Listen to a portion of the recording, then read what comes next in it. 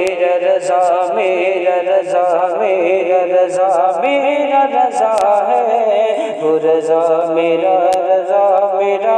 جس دن تمہارا یہ احساس ہو جائے گا میں جیوں گا میرے مصطفیٰ کے لیے جیوں گا، پھر تمہاری ساری عزتیں واپس آئیں گی۔ قرآن پر تمہارا یقین ہے یا نہیں؟ بتاؤ۔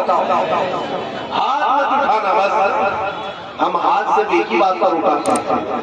ہاں ہم ہاتھ لگا چندہ دینے کے لیے، ہم مدینہ جانے کے لیے، مکہ جانے کے لیے ناخواں حضرات کو اٹھواتے رہتے ہیں۔ ہم تو صرف اس بات پر ہاتھ اٹھواتے ہیں کہ کون ہے میرے نبی کی عزت پر اپنی گردن دیتا ہے۔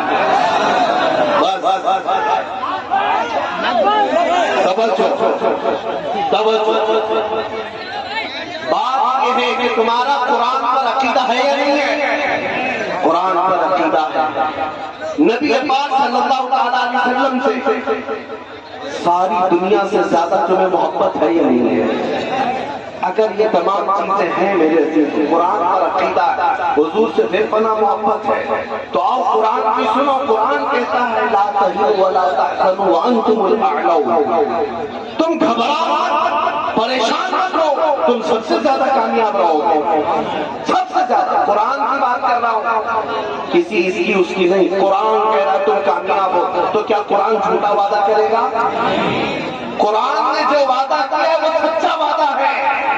تمہارا اگر یقین ہے تو قرآن سے پوچھو، اے قرآن تو کہہ رہا ہے ہم سب سے زیادہ کامیاب ہیں، تو کیا کامیابی اسی کا نام ہے کہ ہم در در کی ٹھوکریں کھا رہے ہیں؟ آج ہماری مسجدیں، ہمارے معبدیں، ہمارے خانقاہیں سب تباہ و برباد کی جا رہی ہیں۔ آج ہمارے حالات ایسے کہ روٹی کپڑے کے نام پر ہم محتاج نظر آ رہے ہیں۔ قرآن تو کہتا ہے تم کامیاب ہو، قرآن کہتا ہے تم کامیاب ہو۔ تو ہم نے قرآن سے پوچھا پھر کامیابی کسے کہتے ہیں؟ قرآن نے کہا آگے کی بات پڑھ لے، ان کنتم مؤمنین، اگر تم ایمان والے ہو۔ پھر ہم نے پوچھا ایمان کسے کہتے ہیں؟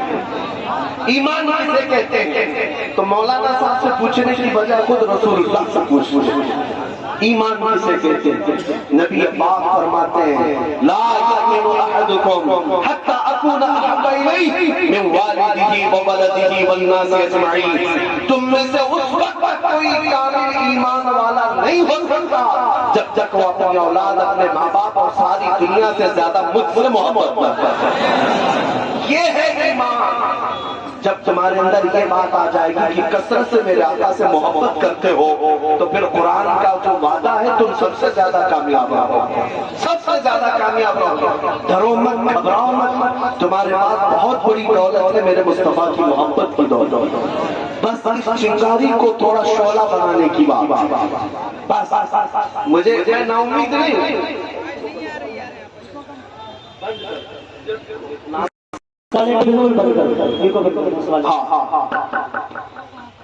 میں صرف اور صرف آپ تمامی حضرات کو یہ بات بتانا چاہتا ہوں کہ نبی پاک صلی اللہ تعالیٰ علیہ وسلم سے اگر جان سے زیادہ محبت ہو جائے تو قرآن کا جو وعدہ ہے وہ کامیابی کا وہ وعدہ بالکل برحق ہے، کیونکہ قرآن نے جب وعدہ کیا تھا صحابہ نے وہ وعدہ دیکھا ہے۔ وہ بغیر چپل کے آئے تھے بدر میں، بغیر ساز و سامان اور بغیر تلواروں کے آئے تھے۔ ایک صحابی حضرت سہیل کہتے ہیں ہمارے پاس تو ایسی تلواریں تھی جس سے سبزی بھی نہیں کٹ پاتی تھی، لیکن بدر کے میدان میں ایک صحابی حضرت عکاشہ کہتے ہیں میرے پاس تو کچھ بھی نہیں تھا بس سوائے میرے مصطفیٰ کی محبت کے۔ آیا میدان میں، کہا یا رسول اللہ میں بھی میدان میں اترتا ہوں، میرے پاس کچھ ساز و سامان ہتھیار نہیں۔ حضور پاک نے فرمایا کوئی لکڑی پڑی تو لاؤ۔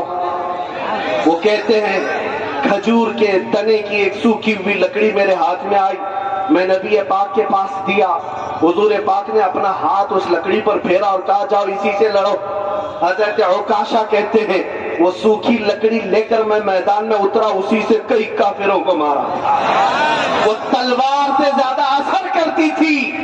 میرے عزیزو یہ مدد جو صحابہ کو آئی تھی وہ عشق مصطفیٰ کی بدولت، ان کا یقین تھا رسول اللہ کی ذات پر کہ ہم نبی کے پیچھے ہیں، اترنا ہمارا کام ہے، فتح دینا مولا کی شان ہے، رب تعالیٰ کی شان ہے۔ اسی لیے آپ کو پتا ہے جب عراق فتح ہوا 300 صحابہ تھے سعد ابن ابی وقاص کے ساتھ، یہ صحابی کا عقیدہ تو دیکھو، صحابی رسول ہیں، جب عراق فتح ہوا تو ان کو ایران بھی جانا تھا، عراق اور ایران کے بیچ میں دریائے دجلہ ہے، کراس کرنے کے لیے کوئی برج نہیں، ایرانی فوج نے سارے پل توڑ دیے تھے کہ کہیں یہ مسلمان ادھر سے کراس کر کے آ نہ جائے، سارے پل توڑ دیے۔ سعد ابن ابی وقاص کا حوصلہ نہ توڑ سکے، اپنے ساتھیوں سے کہا کہ چلنا ہے، سبوں نے کہا چلنا تو ہے لیکن دریا ہے، دریا ہے، کوئی پل نہیں، کوئی برج نہیں۔ دریائے دجلہ کوئی تالاب کا نام نہیں ہے، دنیا کی ایک بہت بڑی ندی کا نام ہے، گہرائی بھی زیادہ ہے، چوڑائی بھی زیادہ ہے۔ سعد ابن ابی وقاص کا حوصلہ پھر بھی پست نہیں، تاریخ طبری میں یہ روایت موجود ہے۔ ان کے ساتھیوں نے پوچھا سعد ابن ابی وقاص سے کہ جائیں اس طرف تو کیسے جائیں؟ سعد ابن ابی وقاص نے کہا کسی پل کسی برج کی ضرورت نہیں، اپنے اپنے گھوڑے لو اور پانی میں ڈال دو، پار کرانا مولا کی طرف سے ہے۔ دریائے دجلہ کے اوپر 300 صحابہ نے گھوڑے ڈال دی اور گھوڑے ایسے چلتے ہوئے گئے یہاں تک کہ دریا پار کر لیا، کسی گھوڑے کے ٹانک میں تک پانی نہیں آیا، وہ چل پڑے، صحابہ کی سواریاں پانی پر چلتی رہی، دریا عبور کر کے آ گئے۔ ایران کی تاریخ میں یہ لکھا ہوا ہے، انہوں نے دیکھ کر کے کہا تھا یہ تو آنے والے انسان نہیں جنات نظر آتے ہیں، دنیا حیران ہے۔ اسی لیے شاعر نے کہا تھا دیوان گانے عشق محمد کو دیکھ کر گھبرا گئی ہے گردش دورہ کبھی کبھی، گھبرا گئی ہے گردش دورہ کبھی کبھی۔ یہ میرے مصطفیٰ کریم کے غلاموں کے حال تھے، اگر وہ پانی پر گھوڑے ڈال دے مولا اس پر خشکی جیسا راستہ پیدا کرتا ہے۔